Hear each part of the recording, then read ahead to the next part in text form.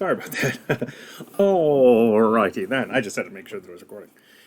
So welcome to our online lecture this week. I appreciate you guys helping me out with this. It is currently 1:06 p.m. on Sunday, so we're about 9 hours from going to the hospital, which is really exciting. And so it's by the time you see this, Blaze will be born, so I might have already even uploaded pictures. If I will, if not, I'll see you guys on Thursday. Friday. I'll see you guys on Friday, actually. So I think I told the other recording Friday, and I actually will see them on Thursday. Anyway, whatever. I sometimes don't remember what day of the week it is, so that's the problem. So we are now entering topic 4, which is pretty crazy and cool because we are now, after this topic, we'll be over halfway through the semester, which is just nuts. We're going to be inching closer. After this topic, we'll already be in November. We'll be past Halloween. We'll be inching closer to that week of, Thanksgiving. And then the end of the semester is a couple weeks after that. So we are flying to the end. So I just want to make sure that everybody's kind of like staying, comfortable with their pace and not falling behind. If you're having any troubles with grades and stuff, just please come and talk to me. I prefer in person, before or after class, because I can pull up a grade right there. We can really kind of hash things out. So I just want to make sure that, I'm doing everything I can to help you guys, just make sure that you're passing the class. Obviously I know for a fact every one of you guys can get an A in here, but if that's not 100% your goal, or if you're okay with a B or C, whatever, I just want to make sure that you're at least passing and getting that grade. So we are entering topic 4, which is, I forget what the full, I think it's just the legislative branch. I think it's just Congress is this next topic. And so today we're going to focus on, I'm going to split a lecture up into 2 parts. So I'm going to start here, and then we're going to, do the second half on Friday. I'm actually not the biggest fan of how I formatted this, so I might be skipping through some stuff. So I have no idea how long this is going to take. My assumption is going to be a little bit shorter, especially because we're going to have a chance to discuss in person, but just, if I go, fly through this, then just be cool with it. I'm sure you will be.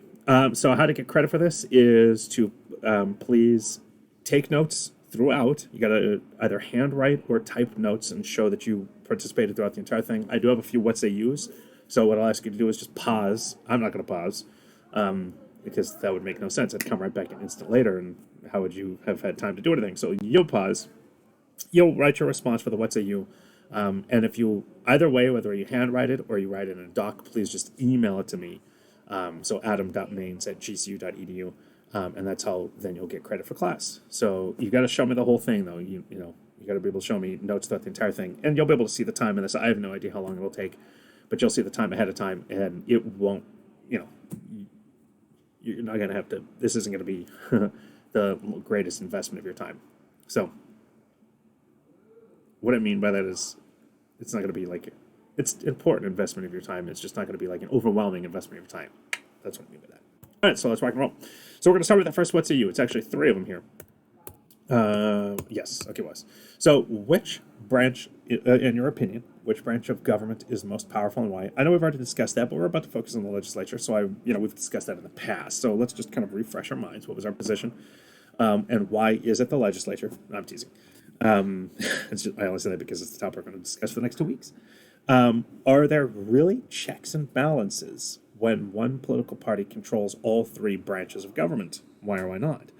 And remember, 3 branches means including the judiciary, so it's the legislative, executive, and judiciary. However, being that the lawmakers and the law enforcers are the legislature and the executive, are there really checks and balances when one political party controls both houses of Congress and the presidency? So like right now, when, Democrats have control of the House, the Senate, and the presidency. Now, Democrats, the progressive political bent does not have control of the judiciary. Conservatives do, in that the majority, I believe it's 6 of the 9 justices in the Supreme Court right now were appointed by Republicans, and therefore more lean conservatively than to the left. But that being that they are the judiciary and it's less opinion and more interpretation, it's a little bit more difficult to kind of wrangle in exactly where they sit. However, so they also don't respond to every law that's passed, every regulation. They really are only responsive when called on. So that's why, or they're really checks and balances when one political party controls all three branches of government, but also look at it from the perspective too, and give an answer for both. And these only need to be a sentence or two each, really. Are all three, are there really checks and balances when one political party controls both houses of Congress and the presidency? And then finally, in what ways has the evolution of government of powers affected Americans and their daily lives? So, that's pretty straightforward. In what ways has the evolution of government, the expansion of government over time, and the additions to new bureaucracies every few decades, how have those powers being provided to the federal government affected Americans and their daily lives? So go ahead and hit pause right now, and we're back. Cool. So please answer those. So I'm going to have some quotes throughout here, but I'm not really the biggest fan of all of them, so some of these are going to skip over. But the Senate is designed to represent states equally, while the House is designed to represent the population. So let's look at the demographics of Congress first. So this is at the 117th. So this isn't the current one. This is just the most recent data that I was able to pull up right here. But actually, let me pause real quick. I can double check. One moment. I'm a goof. This is the current Congress. So, duh. Okay, so just kind of breaking it down. You can pause and look at this real quick, but I just, to kind of show you, oh yeah, newly elected in 2020. I'm sorry, I totally just spaced. So right now there are 221 Democrats, 211 Republicans in the House. There are 50 Democrats and 50 Republicans in the Senate. Newly elected in 2020, took office in 2016. 40% of Democrats in the House are women, 24% are black. 14% are women and Republicans. 1% is black. There are 2 black Republicans in the Senate, in the House. On the Democrat side, 32% are women. 16% are Democrat. 16% of Republicans in the House in the Senate are women, and then 4% and 2%. Obviously, 2 and 1. Blah blah blah blah blah. Hispanic, Latino. You can see 30, 10, 8, 4. Now, one thing you might say is, well, wait a second. Republicans underrepresent blacks and women, Latinos, and so forth. Not really. A political party is made up of who wants to be a part of it, and Latinos and blacks in particular vote very, very heavily in favor of the Democrat Party. So then, of course, they're more likely to have more representation in the Democrat Party in elected positions because there are more of them in their party. And you can answer the question as to why that is however you wish, but that is the truth at the moment, and therefore there's just going to be a higher representation. And it is the same with women. Women vote more heavily in favor of the Democrat Party than the Republican Party. And again, you can answer the question as to why that is however you want, but because of that, you can then kind of extrapolate then who the majority of actual registered members of the party are, and then say, okay, the Republican Party too, say, okay, so therefore we are more likely to see, demographics to react in kind. So does that mean the Republicans are anti-black, anti-Mexican, anti-women? No, and any Democrat that says that is literally just a fool. They're just a damn fool.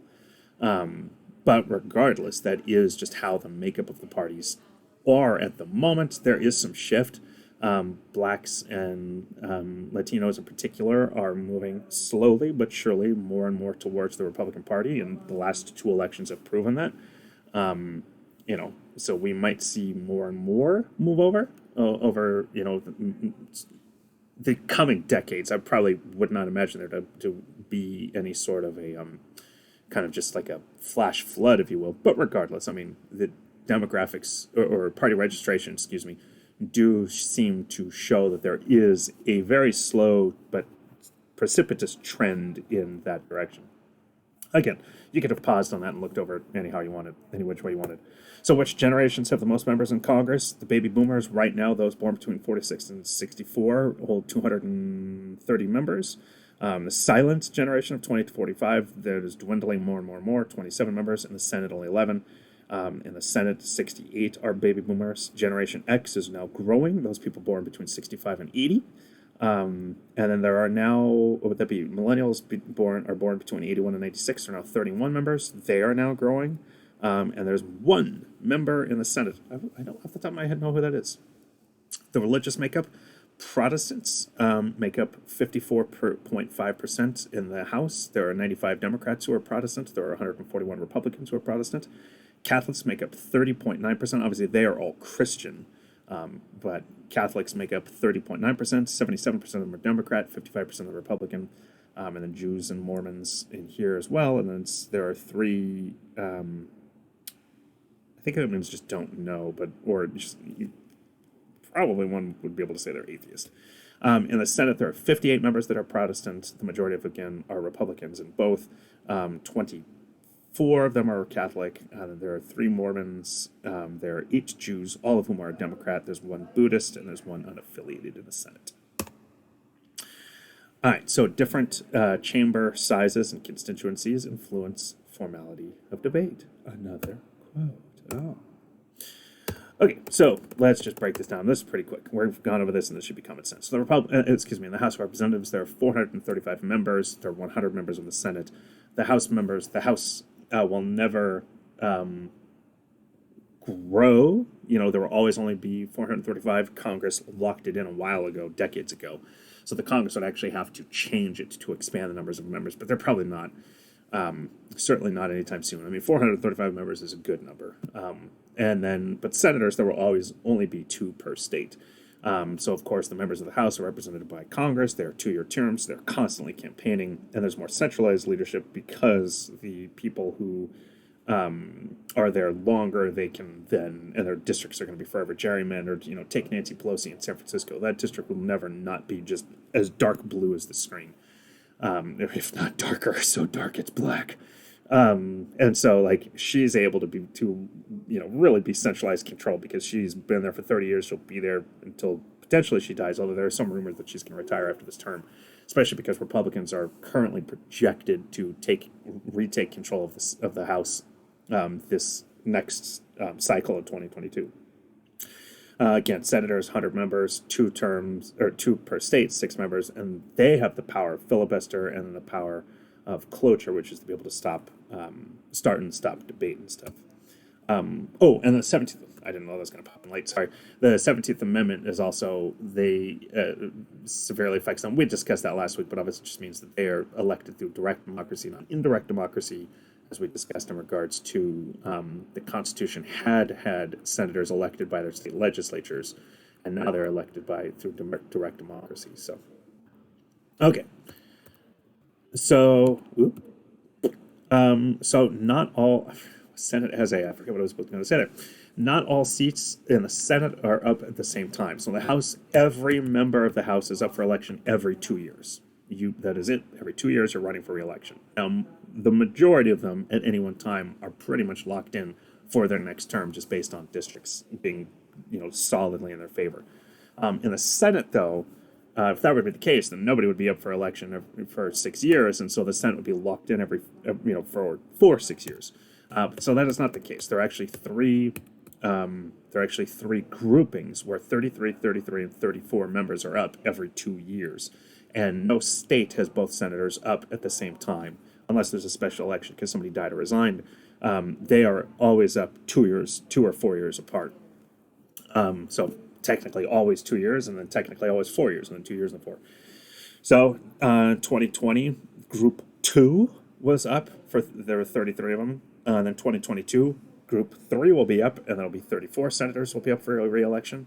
And then 2024, Group 1 will be up, and 33 senators will be elected. And then Group 2 will be up for re-election. Those who were just elected in 2020 will be up for re-election in 2026. So that's how it works. It's this cycle. So that way there's always change every 2 years.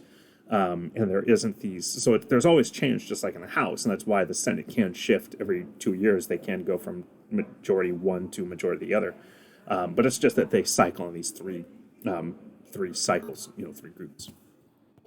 So powers of the House, I'm going to just have to do that every single time. I shouldn't have had the pop-ins, but regardless, whatever. That's the artistic decision I made. So powers of the Congress, obviously, as we've discussed again, enumerated powers, those are powers that are written into the Constitution, and for the House, or for the legislature, it's Article 1, specific to Section 8, clauses 1 through 17. Those are the powers of the Congress that That was what the Constitution of the founder said. This will be your responsibility. The implied powers are those where the Congress basically says, hey, even though it wasn't written in the Constitution, we have this authority, as we have discussed with, it's called the Elastic Clause, or also the, spacing, the, oh gosh, hold on. Okay, I just needed a moment to clear my thoughts there. The Elastic Clause, also known as the Necessary and Proper Clause. There is a clause, Clause 18. So 17, the first 17 clauses of Section 8 of Article 1 are the enumerated. But then Section 8, or Clause 18, is in the event the Congress needs to do something that we haven't specifically given them the power to, when it is necessary and proper, and that also is also the Elastic Clause. I haven't used that term yet before today. The Elastic Clause just means, they're growing their powers. So this power, however, was defined very early in our nation's history in 1819 in the Supreme Court decision McCulloch versus Maryland, which I know we went over in the past, but I'm just going to remind us. So how it came up, this is, again, how the Supreme Court essentially defined additional powers to the legislature. The United States Congress created the first bank in the United States in 1791. It was proposed by James Madison, the first treasurer, and it was a way to help kind of balance out the American economy. It was on poor footing, or it was just very weak footing, and needed to solidify. So it was proposed we need to have a bank that's going to be able to make loans to states and collect taxes and blah blah blah blah blah. This kind of central financial figure. It was signed into law by President George Washington on a 20-year charter. They could have made it infinite. They could have made it a 2-year charter. They chose 20 years. There's nothing in the Constitution that says anything, so they just chose 20 years. So Secretary of State Thomas Jefferson, an anti-federalist as well as fellow anti-federalists, opposed the bank, saying that it would usurp state power and concentrate too much power, to a dangerous degree, in the federal government. Well, that first bank's charter expired in 1811, and thanks in part to President Jefferson, who refused to sign into law any renewal, plus the anti-federalists by that point had control of the legislature. It was never going to go through. It died. Thomas Jefferson's reasoning for it was that he believed it was unconstitutional. Okay, cool. Well, however, the national economy, there were additional economic problems following the War of 1812. Federalists retake control of the House and the Senate, the Congress and the presidency, and it gave them the impetus to pass similar legislation and create the Second Bank of the United States, begin in 1816.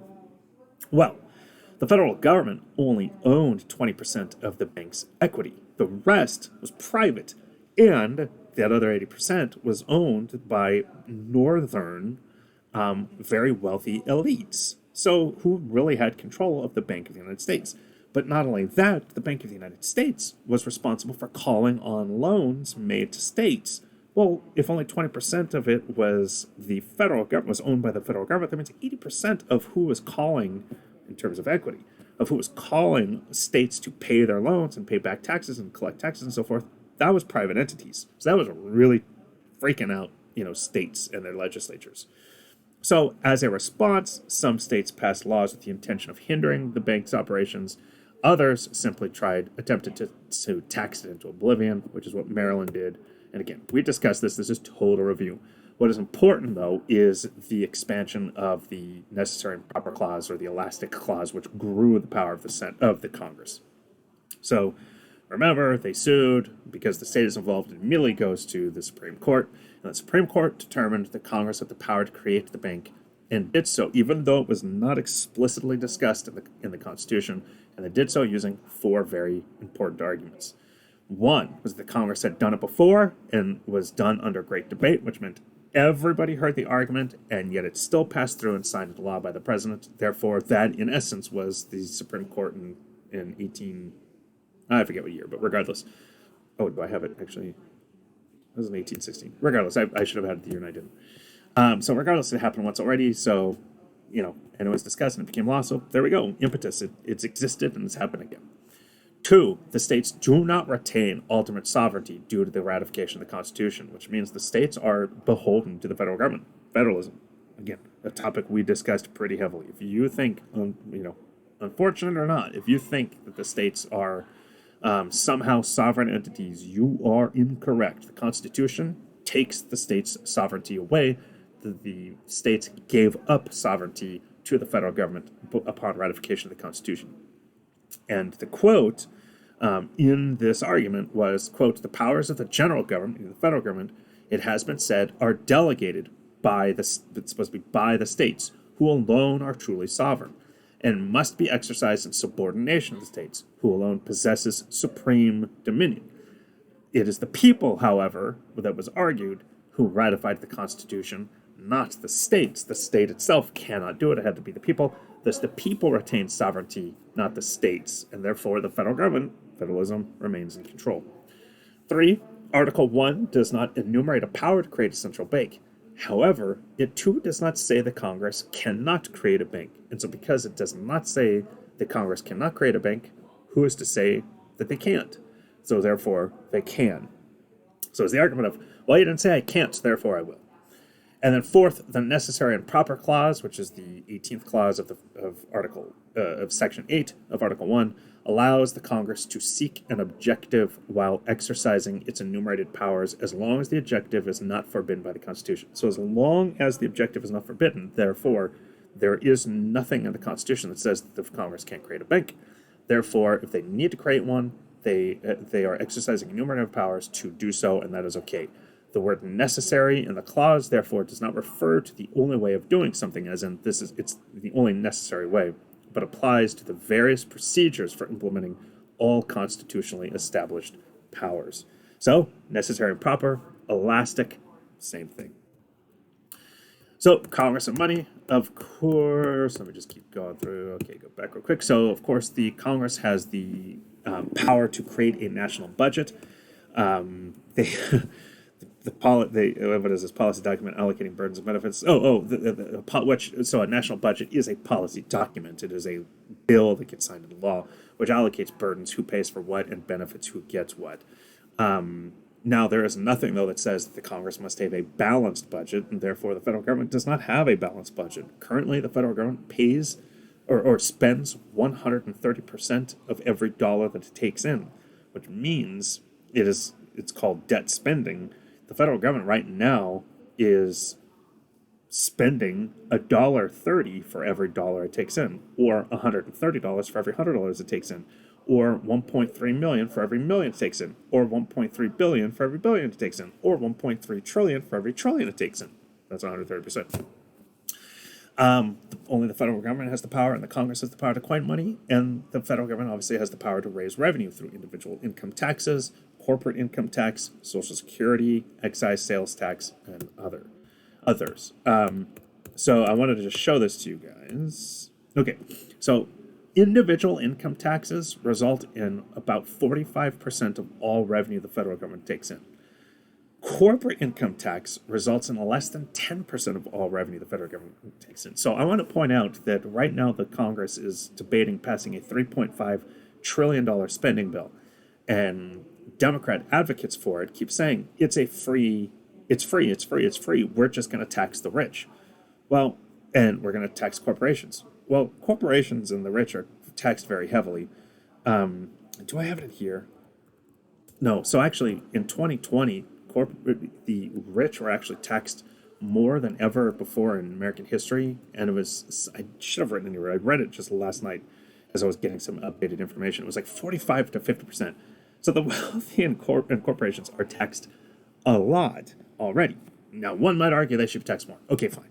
The point, though, is that, so again, corporate income taxes result in less than 10% of all revenue for the federal government because they don't make as much as Democrats claim they do or spin that they do.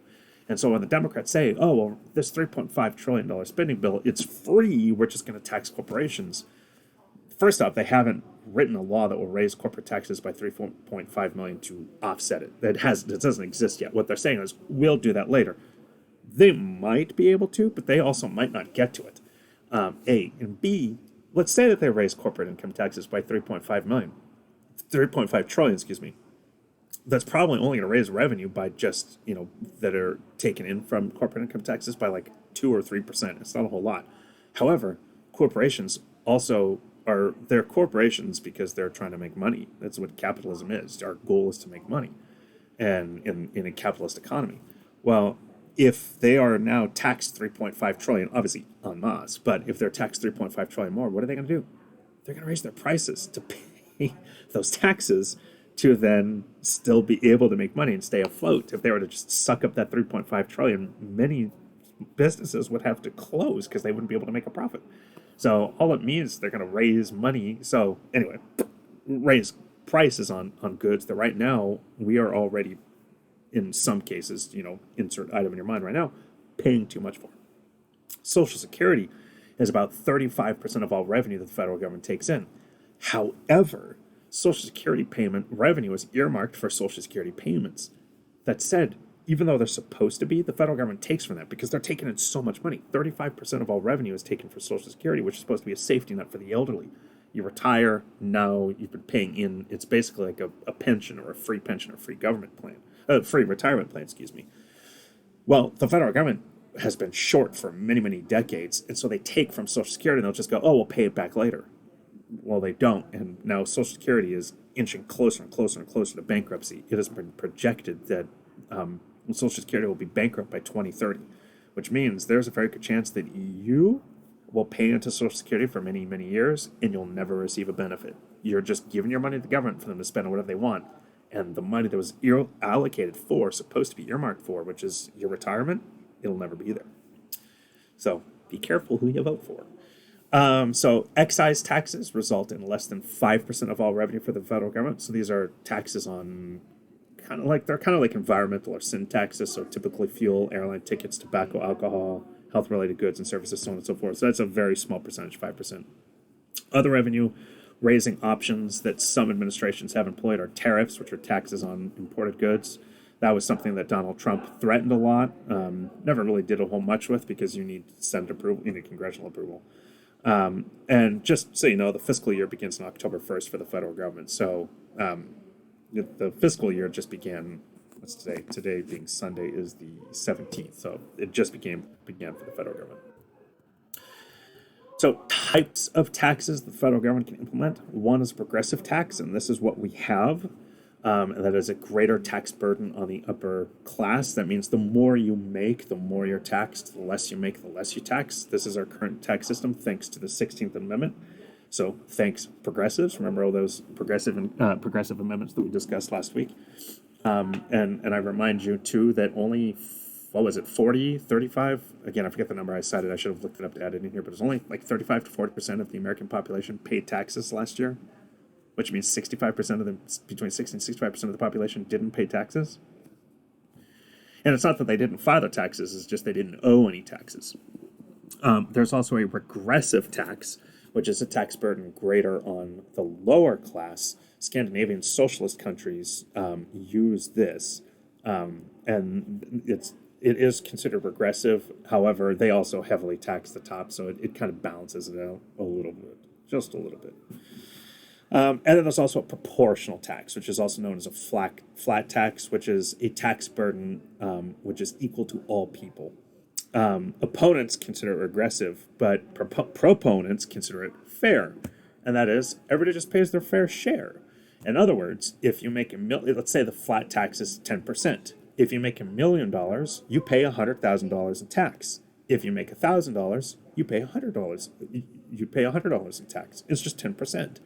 So the intention of it is that it incentivizes you to make more.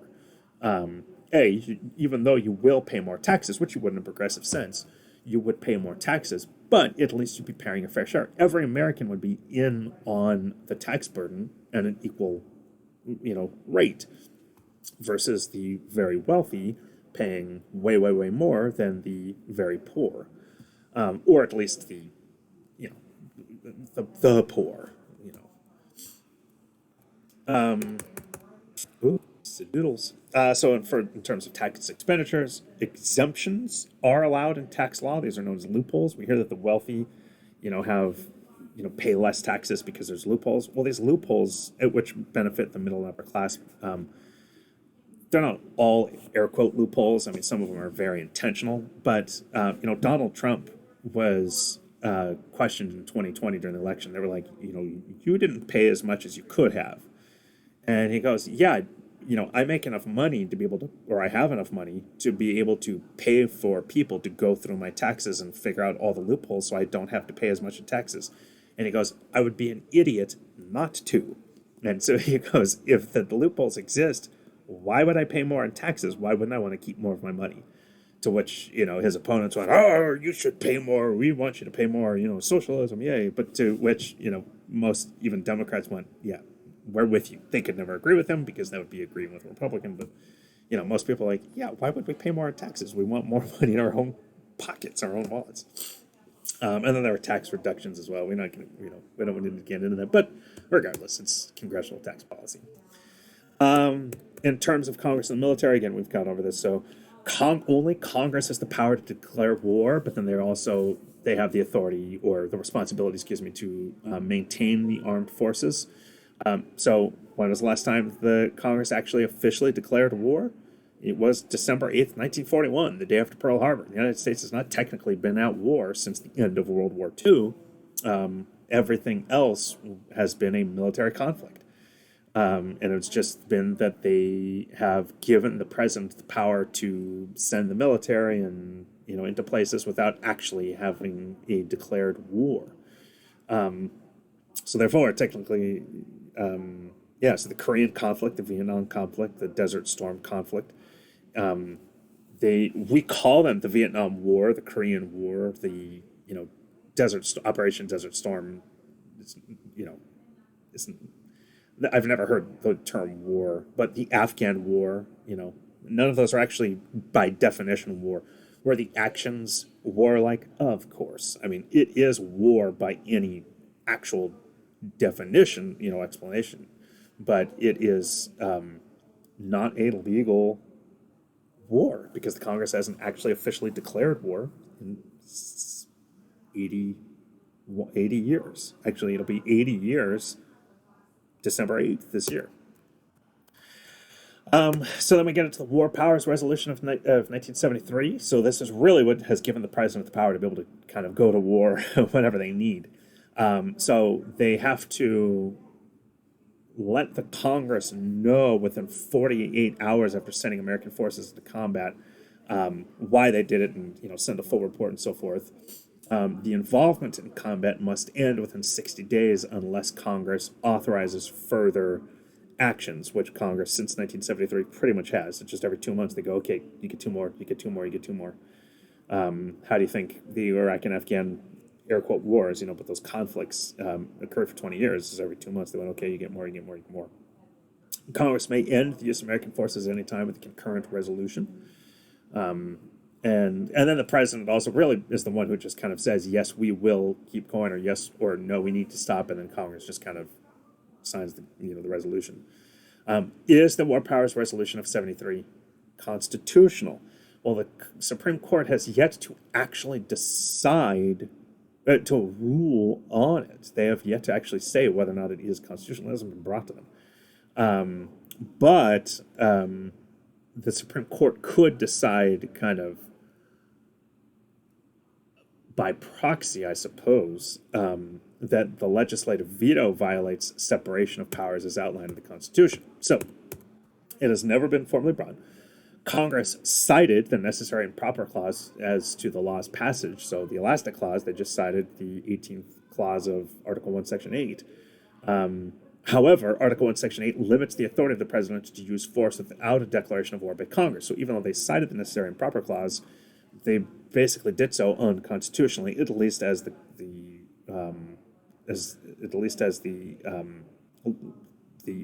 clause has generally been defined. The power to make war is arguably not an enumerated power, and certainly it is not enumerated power to the president. In particular, it was enumerated only to the Congress, and that the idea of, quote, commencing war and not declaring total war was not the founders' intention. It was to be, are we going to war or not? And if we're not, stay the hell out.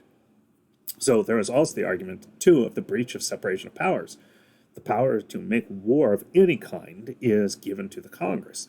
Therefore, if the president is doing it, then he is overstepping onto stepping on the toes, the constitutional toes of the Congress. Now, granted, the Congress gave the president the power, But at the same time, did they do so unconstitutionally? So there are other arguments for it, but just kind of think on that one. I'll go back to this. So by design, the different structures, powers, and functions of the Senate and the House of Representatives affect the policymaking process. So, what are the policymaking differences? Again, I'm just going to go through this. So, in terms of structure, the Senate is obviously a smaller body, but with longer terms. They were supposed to be the aristocracy, and that was just the kind of the wealthier, the more wise. Back at the times of the Constitution, it was the Constitution was writing. It was kind of seen that if you had money, you were just more wise. You were better with it, and some people acted like they were. They might not have been in truth, but they certainly kind of just.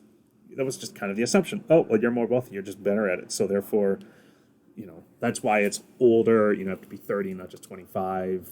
That's why it's 6 years. You're able to afford more time away from Congress.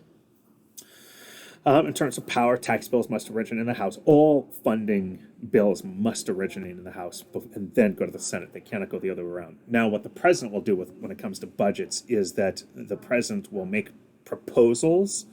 They'll propose a budget, but then the House then has every right to say no. And that does happen, especially when there's, say, a Republican in the White House and Democrats in the House. The Republican might, propose a budget, and the Democrats go, we're not listening to that one. We've got our own. And then you're going to have to agree to us kind of thing.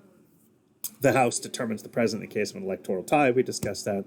The House has the power to impeach. We've discussed. The Senate has the power to conduct trial if the impeachment is the power. The Senate has the power to approve presidential nominations, advise and consent. The Senate must ratify treaties with other nations fully, et cetera, et cetera, et cetera. Now, in terms of function, identical bills must be passed through both houses before the president may sign. And actually, I have the process here. So let's just say, that we just decide that we want street lights to change colors. Instead of red, yellow, green, we just want new colors. So both houses say, all right, we're going to, have bills written in our house that say we're going to change colors. But both houses in their bills, they propose different colors. So let's just say, and I'm probably going to forget if I come back to this. So they're going to say the House bill says the colors must be pink, orange, and blue. And the Senate say, no, the colors have to be purple, orange, and fuchsia. I'm totally not going to remember. But just remember the point that both, that we're going to change, both houses agreed to change colors, but both houses didn't agree on the colors. Eventually, that means they have to go to a conference committee vote by, of both. That both the House leadership creates a committee and the Senate leadership creates a committee, and they come together, and then they debate on formalizing and normalizing and creating a singular bill. So they're going to take everything from both, and they're going to find out where they line up and go, okay, that lines up, and then they're going to find that one area in which there's right here, there's a little bit of difference, and they're going to line that one up, and then that goes to the president. Hopefully, at least, just to show, the number of processes. The bill is drafted, is introduced to the clerk, and assigned a number, and this is both equal, so I'm just looking at the House side. Referred to committee and subcommittee. Then there's committee hearings. If the committee decides to table it, we're not going to go further, then it basically dies. But if they continue to move it forward, then it goes to subcommittees and full committee for markups, which just means amendments. Then it is reported out, so it's kind of done. It's reported to House and Senate leadership, House leadership on this side, Senate leadership on this side. Then it is calendared when, then the House and Senate leadership decide when it's going to be discussed. Then it goes, once it's calendared and the date comes up, then there's going to be a floor reading of the whole bill. So if it's 1,000 pages, it's going to be 1,000 pages of reading. And then there will be debates on further amendments, and then it'll go to a full vote.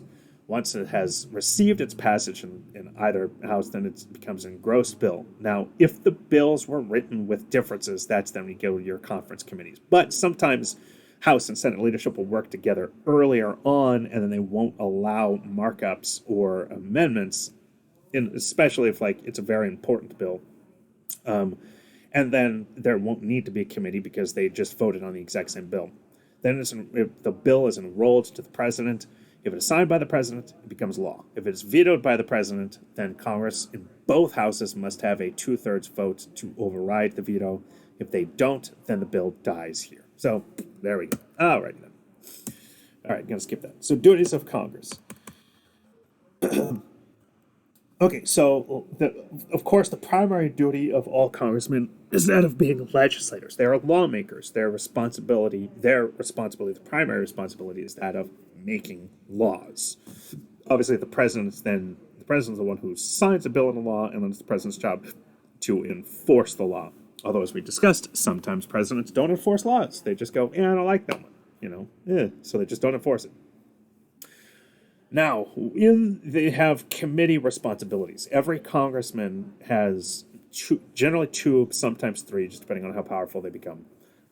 Committees that they are by rule to sit on, and then there's a number of subcommittees that meet far less frequently, who then they also have to sit on. Sometimes I remember my boss when I worked for the House. He had two committees and he had 7 subcommittees, and then he was elected president of one of the subcommittees. So it was actually called committee president, but whatever. So most of the work is done there because the committees are equal representatives. Well, they're not equal representatives, excuse me. The committee is broken down by the majority party. So let's just say that right now the Democrats have control of both the House and the Senate. Well, excuse me, it's tied in the Senate. So they have control in the House. Democrats technically do have control of the Senate because the vice president, who is the tiebreaker, is a Democrat. So they get control. But in the House in particular, they have control, although it's very small. So therefore, the tie-breaking vote goes to the Democrats in all committees. But most of the work is done there. They go through the bill. They make sure it's written right. They make their first changes in there. There are standing committees they're eternal. There are 20 committees in the House, 24 committees in the Senate. So again, everybody has to serve on at least 2, sometimes 3. The Rules Committee is considered the traffic cop. They decide what measures to consider, and they decide, nope, they can decide if this bill broke a rule, and then it's done. It's tabled, and it just dies right there. So it is said that nothing reaches the floor for debate unless the Rules Committee allows it. So, which is why also, if the Democrats are in control of the Rules Committee, which they would be when they have the majority of the House and the Senate, but regardless, and if a Republican proposes a bill, it'll go to the Rules Committee and they'll just kill it. Say, nope, it's tabled. Not going to do it. So then there are select committees. These are developed just for specific purposes. They exist for only a limited amount of time. They're formed for a reason outside the authority or capacity of a standing committee. So they might meet to formulate information on and gather information to then kind of be used for different bill proposals in the future on a particular topic, aging, COVID, streetlights, what have you. It's just any of that kind of stuff. There are joint committees. There are 4. These are members of both houses. These primarily serve the responsibility of investigations if there's congressman, there's a problem, president, executive, yada, yada, yada. There are conference committees, and this is if both houses, or this helps, again, back here for both houses to pass a specific bill, right there. Not a specific bill, but a similar bill. And then further duty is servant of the constituent, of course, and then politicians. They are always campaigning, especially in the House. Be that you're up for a re-election every 2 years, you are always campaigning. All right. So, very quickly, we've kind of discussed this. In the House, there is more centralized leadership, and that is because, again, they are there for there are more of them, and they tend to be there for much longer. When you're in a very red or very blue district. More on leadership here in a moment. This is because there's so many of them. In the Senate, I'll just flip over there. There's less centralized leadership, but it's because there's just fewer, and each senator has more power. If you think about it, you're a member of the House in, say, I don't know, Idaho. And you're in a flip district, you're never gonna have power. You're in a moderate district, you could be gone in every 2 years. You're not going to gain much power. Whereas on the Senate, though, you're there for 6 years. They all gain a strong voice. The Rules Committee of the House controls the agenda. They limited time, debate time, because 435 of them, and the Speaker of the House is very, very powerful, as we discussed. In the Senate, committees have less authority because, again, there's so few of them. There's so few senators. They have more of a loose debate. So of course, they have the power to filibuster in the Senate, and they also vote to end discussion. So if the Senate decides, no, we need more time to debate this, then you have to vote you can vote to extend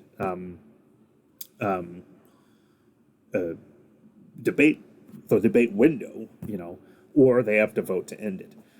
Leaders again are less powerful except for the majority leader. Okay, so in terms of congressional leadership, I hope I do.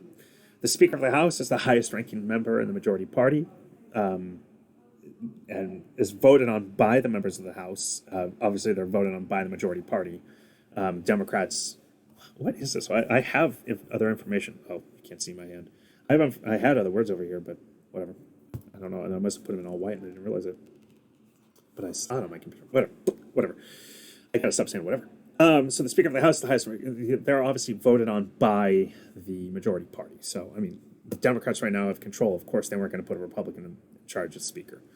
The majority leader is then below the Speaker, and then they've got the majority whip, and then they've got the assistant Speaker. So it's standard kind of authority breakdown organization. You then have the minority leader and the minority whip, but with no Speaker. Then the minority party doesn't have a Speaker because there's only one Speaker of the House, and that's the majority's decision. But then you also have the Democrat caucus chairman. You've got the Republican conference chairman. You've got the Republican, and vice versa, policy committee chairman. We don't need to get into that too much. And on the Senate side, you've got the president of the Senate, who is also the vice president of the United States. You've got the Senate pro temp, who is the most powerful senator. You got the majority leader. You get the majority whip. You get the minority leader, which represents the party on the floor, and you get the minority whip, who assists leadership in managing the party's legislative program, collecting and whipping up votes. And for an example of whipping up votes, I've got a quick video here. I really hope you guys can hear. It's only about 30 seconds, 20 seconds, 21 seconds. Hey, do you know what the whip does? What whip? The whip in the Senate and the House? Well, in the old days when the senators didn't vote the way that the party leaders wanted them to, they whipped them. You better vote the way we want you to, or there's going to be big trouble. That is not true. Hey, do you know what the whip does? What whip? The whip. That is not true. Whip just means they're whipping up votes. It just means they are party leadership who are trying to get the members of their party, hey, vote along party lines, vote with us. There was never an actual physical whip involved. So only in the Senate, is the filibuster. And that is, the idea of talking a bill to death. That is when the minority party has the ability to at least attempt to end the vote on a bill. And then the main purpose of the filibuster is to ensure a supermajority when passing any legislation. So that way, again, they have 2/3 of, and it's certain bills. You don't need a supermajority for certain bills. You only need a simple majority for certain bills, but whatever. Then cloture, only in the Senate, a vote to stop the filibuster, but it can only stop when the speakers stop speaking. And then cloture can be invoked with 60 votes, so any bill that receives 60 votes is filibuster-proof, which means it can't be filibustered. And you can see the rise of filibuster throughout the last 100 years. It happens a lot now, whereas it didn't used to happen at all. Really, in the 1960s, I'll say 70s, it really started to take off. Unanimous consent is when you have approval of all senators. That means there are some, again, procedures and so forth that must be passed via unanimous consent. So you need all 100, or you need all, however many are there. Sometimes you don't, there are certain things where you don't always have all 100 senators. And it's requested to suspend the rules and limit debate, speed up the process to get a vote, such as unanimous consent. Do you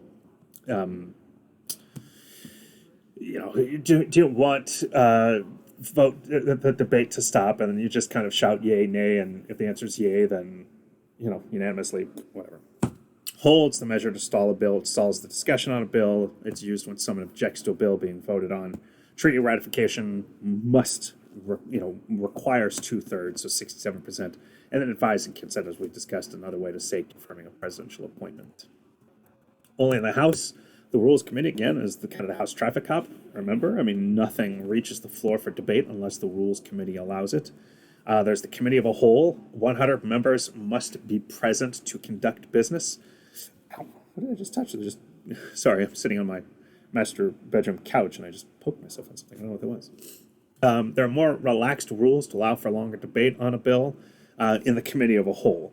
Non-voting delegates may vote in the Committee of a Whole, including United States territory representatives, which, as we discussed in the past, when you've got the full House, the U.S. territory representatives cannot vote at all, and if the committee approves, it can go to a full floor vote, and then in that case, the non-voting delegates don't have a vote. They can co-sponsor, they just can't vote on. And then discharge petitions forces a bill out of committee and has to be done by a vote. A simple majority is required for that to take effect. So let's say the Rules Committee is, prevented a bill from coming to the floor. If more than 50% of the House, so it's just 50% plus one of the House says, nope, we want that, they can just pull it out and then bring it to the floor to be voted on. And then it forces a bill to be released from committee and then be debated and voted on the full House floor. All right. So, you do have a little assignment here, so I'm done with the lecture. So when you either if you hand wrote it or you type them in, send me your notes, but with this. So below, I should because when I wrote this, it was below. Now it's the right column. But stretching the elastic clause, what say you? And again, elastic clause is, of course, necessary and proper clause. So, to the right column are three categories in which the necessary and proper clause was used as a constitutional argument for a bill's passage. Choose one from each category. There are three total, and it's 75 to 100 words. We're talking less than an essay text here. Even if you disagree with why this thing was passed, explain what about the bill was necessary and proper according to Article 1, Section 8, Clause 18.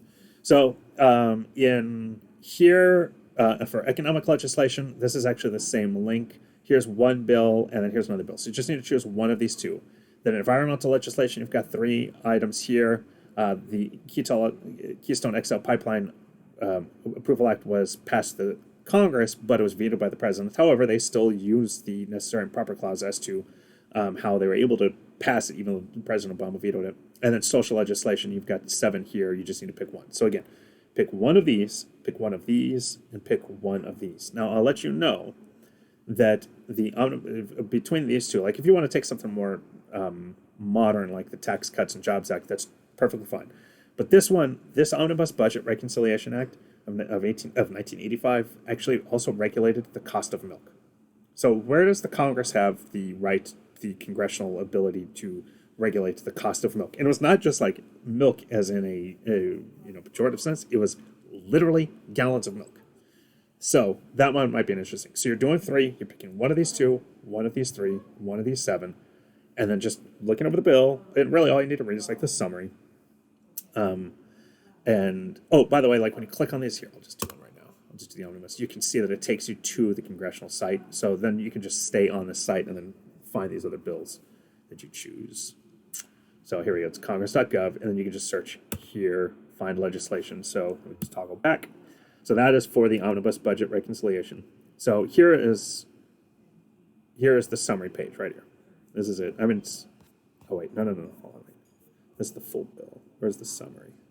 Oh, this is the summary. Okay, so it is a little bit longer, but this is kind of this is all that it covers. But so you just, again, skim through, but I can show you the milk part is right here. Reduces 1988 milk prices by 2.5 cents per hundredweight. Where does the Congress have the right to do it? But regardless, necessary and proper clause, they cited in being able to pass this one.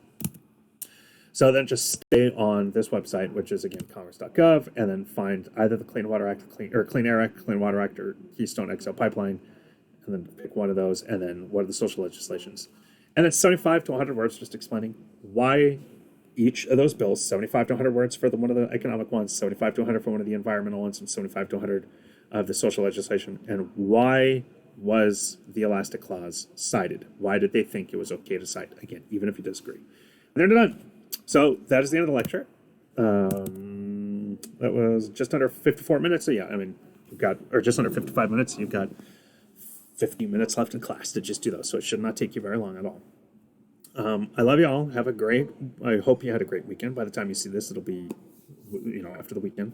Again, Blaze is, we go to the hospital. I don't know when Blaze is going to be born, but we go to the hospital in about 8 hours, and I could not be more excited. By the time you see this, you might have already seen a picture. I might have uploaded one to Halo. Otherwise, I will have a picture to show you guys on Friday.